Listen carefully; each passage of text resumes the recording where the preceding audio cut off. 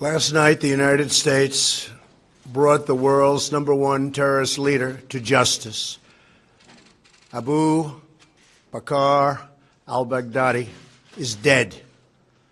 He was the founder and leader of ISIS, the most ruthless and violent terror organization anywhere in the world. The United States has been searching for Baghdadi for many years.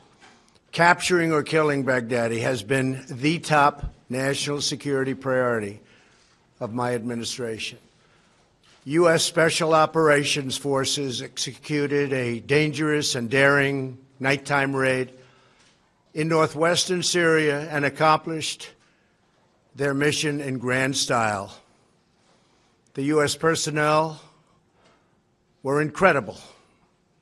I got to watch much of it.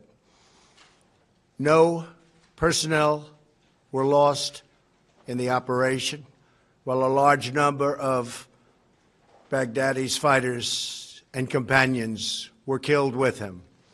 He died after running into a dead-end tunnel, whimpering and crying and screaming all the way. The compound had been cleared by this time, with people either surrendering or being shot and killed. 11 young children were moved out of the house and are uninjured. The only ones remaining were Baghdadi in the tunnel, and he had dragged 3 of his young children with him.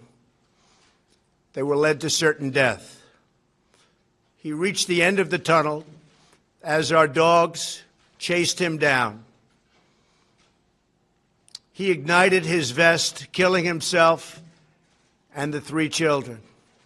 His body was mutilated by the blast. The tunnel had caved in on it in addition.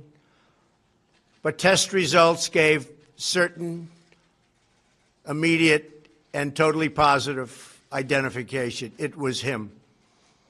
The thug who tried so hard to intimidate others spent his last moments in utter fear, in total panic and dread, terrified of the American forces bearing down on him. We were in the compound for approximately 2 hours, and after the mission was accomplished, we took highly sensitive material and information from the raid, much having to do with ISIS, origins, future plans, things that we very much want.